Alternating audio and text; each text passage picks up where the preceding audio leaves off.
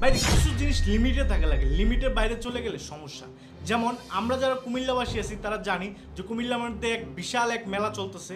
এই মেলার কারণে কিন্তু কুমিল্লাবাসীর অনেক ক্ষতি হয়েছে, প্লাস এখনো হইতেছে। লটারির নামে যে জুয়া ব্যবসা চালাচ্ছে মেলা কর্তৃপক্ষ, এর কারণে কুমিল্লার অনেক মানুষ নিঃস্ব হয়ে গেছে। বাইক, স্বর্ণ, সিএনজি আরো আকর্ষণীয় লোভনীয় উপহার দেখিয়ে এই জুয়ার ব্যবসা চালাচ্ছে মেলা কর্তৃপক্ষ, যার কারণে মানুষ লোভে পড়ে তার সঞ্চয় খরচ করে ফেলছে এই লটারির পিছনে। এমনও মানুষ আছে 40 থেকে 50,000 টাকা লটারির টিকিট কিনছে।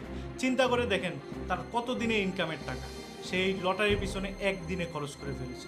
কিছু মহিলারা তো তাদের স্বামীর প্রবাসের কষ্টের টাকা পর্যন্ত এই লটারির পিছনে খরচ করে ফেলে।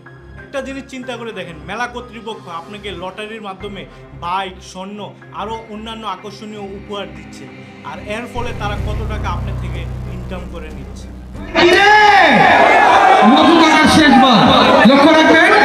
ভাই ও বোনেরা, আপনারা আপনাদের কষ্টের টাকা এই লটারির পিছনে খরচ করবেন না। যে এটাকে যেই নামে ডাকুক, যে এটাকে যেই নামে দেখ, মূলত এটা হচ্ছে একটা জুয়া, আর জুয়ার পিছনে টাকা খরচ করা কোনোভাবেই ভালো না। তাই আপনারা আপনাদের মূল্যবান টাকা এই জুয়ার পিছনে খরচ করবেন না। দ্বিতীয়ত আপনারা এই মেলার ব্যাপারে আওয়াজ উঠান। এই মেলার কারণে কিন্তু আমাদের কুমিল্লা অনেক মানুষ নিঃস্ব হয়ে যেতেছে। অনেক মানুষ বুঝে না বুঝে লোভে পড়ে অনেক টাকা, হাজার হাজার টাকা খরচ করে ফেলতেছে এই লটারির পিছনে।